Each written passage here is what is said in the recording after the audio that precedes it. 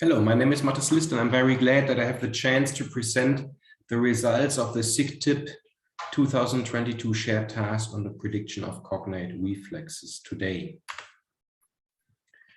First, I want to explain what we understand under this task. So what are we talking about? The reflex prediction task is a task where we have words in different languages and phonetic transcription, like German, English. Here we have words for ash.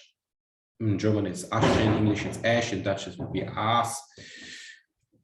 And now we have words that are empty slots, like the word for English belly. We don't know how it is pronounced, but if it was cognate, if this word still existed, what would it sound like? And this is the reflex prediction task, in which we would then have to say, yes, the word for English that is cognate with German Bauch and Dutch Buik would sound like Bauch or bulk or whatever, whatever our algorithm, whatever methods decide. There are quite some studies have been published in the past on this topic. They are outlined in more detail in our paper, so I won't talk about them in due detail. The shared task itself showed that there's additional potential for new methods to be developed in the future. There are several difficulties in the task of reflex prediction. Sounds are sometimes without a counterpart in the target language. So we have a certain sound that needs to be, so we need to predict from nothing to something. And this depends on the conditioning context, on the environment in which the sounds recur.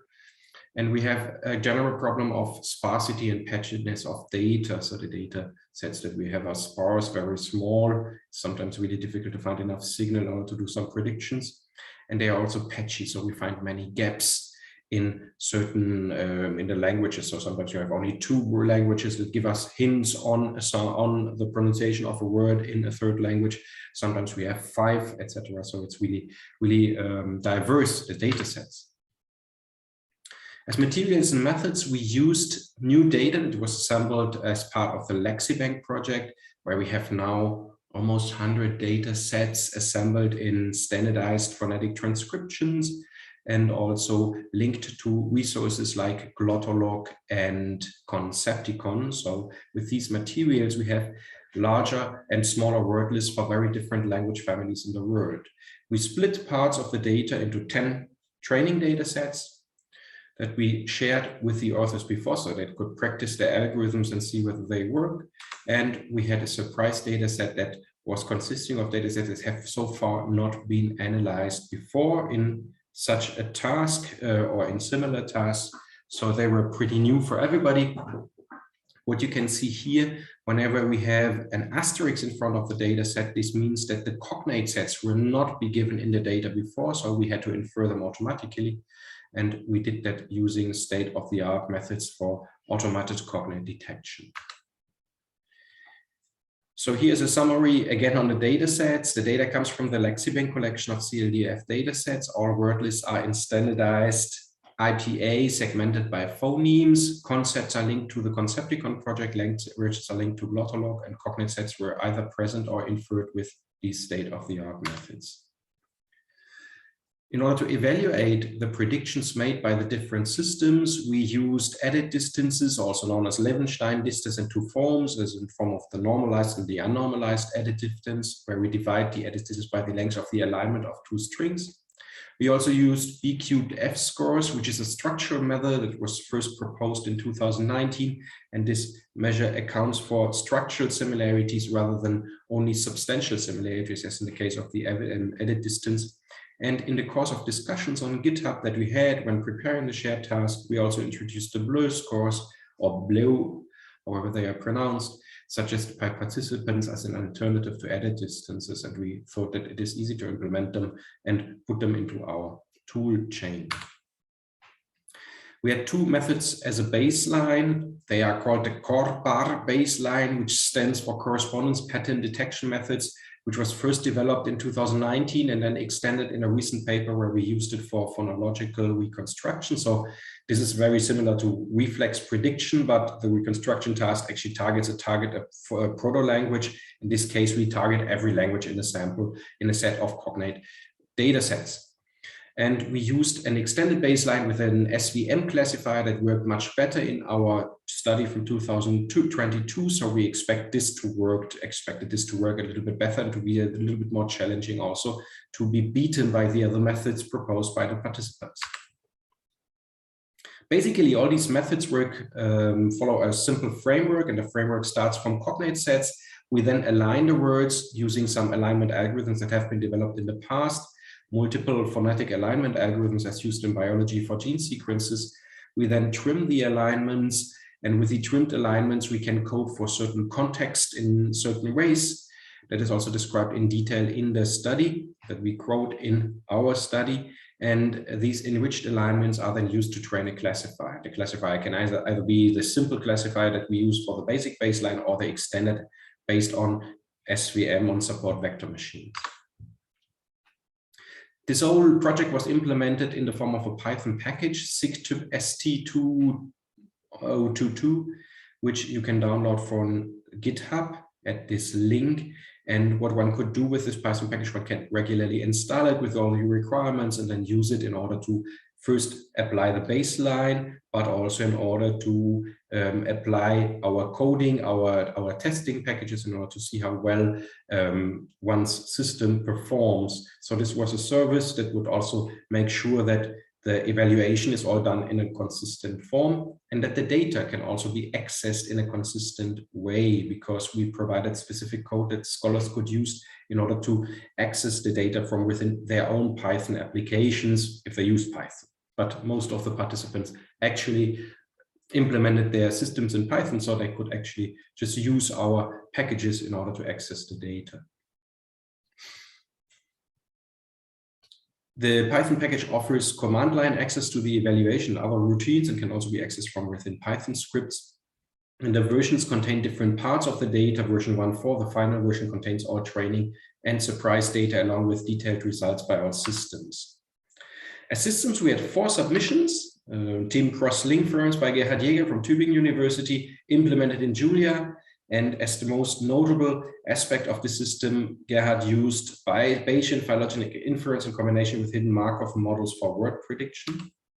Team Mockingbird by Christo Kirodov, Richard Sproat, and Alexander Gutkin from Google provided 2 systems, one neighbor transformer and one image inpainting system. The neighbor transformer uses extended training data based on random sampling of the data that we provided. Team Leipzig by Giuseppe G.A. Celano from Leipzig University used a transformer-based architecture with character and position embeddings and predicted one reflex from several candidates predicted from language pairs done by averaging target tenses. Team SIOT by Tiago Trisoldi from Uppsala University presented a workflow very similar to our baseline without the trimming procedure that we introduced there. Used different techniques for the enrichment of alignments and a random forest classifier. So we have lots of similarity, but a few differences in this approach. The results of these systems, applying new systems to our data, when looking only at the held out proportions for varying held out proportions, we had held out proportions of 0.1, where that means 10% of the data was held out and had to be predicted. We see that the baseline performs second best in many aspects, and the Mockingbird team performs best with the painting approach. We see that this is more or less constant with the held out. Once we increase this, we find that in many aspects, the Mockingbird team with their image inpainting approach always performs best in these approaches. The only exception is when we held out 50% of the data, then cross-link inference provided a better approach with respect to the structural B-cubed scores. So this shows that there is some difference going on, given that the system here was performing best. So it seems to infer the structure better when lots of data is held out and lots of gappy data needs to be predicted. We also did a ranking of all the systems, and this shows that Team Mockingbird is the clear winner of this of this approach, we can see. Interestingly, our support vector machine baseline is on place 4, so after just the second after the team Mockingbird. So one could really discuss whether it's a true baseline, given that it is so working so well on the data. But our normal baseline is performing almost on the lower level. So this is maybe one could discuss whether we should have provided this baseline after all, but it was interesting for us to see what difference it makes in the end to use a support vector machine or the simple approach that we have introduced in 2022 in our study. As a discussion point, the general system performance, interestingly, all systems performed reasonably well, I would say, specifically for like low held out proportions. We have scores from 80% in the B-cubed scores, which is something that is actually quite useful. So you can really use these predictions for your work, and it's not that important what system one uses in general. Best performance was done by the in-painting model, followed by the neighbor transformer. Not all methods could beat the baselines, as I already mentioned, and with low amounts of data, some systems could gain some ground. There are open questions. We do not know when comparing machine learning whether it's targeted algorithms. So what do we learn from this? Our baselines are very fast, for example, so they do not really need to run a lot of time. This is a clear advantage over maybe more time-consuming machine learning systems, but they also outperformed the baselines. There are individual differences between the machine learning systems that we saw that we might need to explain by looking at the performance and making a more detailed error analysis, for which we did not have any time. And there are also very individual difference between similar systems. So the CIOT system was very close to the baseline, but it ranked significantly lower than our baseline based on the support vector machine. What is the reason for that? With respect to the organization, in a retrospective, I would say that what went well was that we had a fully replicable baseline, a clear evaluation routine, and interesting new methods that we achieved by the people who proposed their systems. What could be improved the next time if we do something similar would be we should have announced everything a little bit earlier and propagated a little bit more. There we were rather late with the shared task. The organization could have been profited from clearer instructions from the beginning. We improved over time, I think, but in the beginning there were many open questions. We should not share the test results, which we did in the beginning, but I think there was no fraud involved. So all the systems really gained the place because but this is of course something that should not have happened, but it was also not easy to avoid it due to the structure of the data.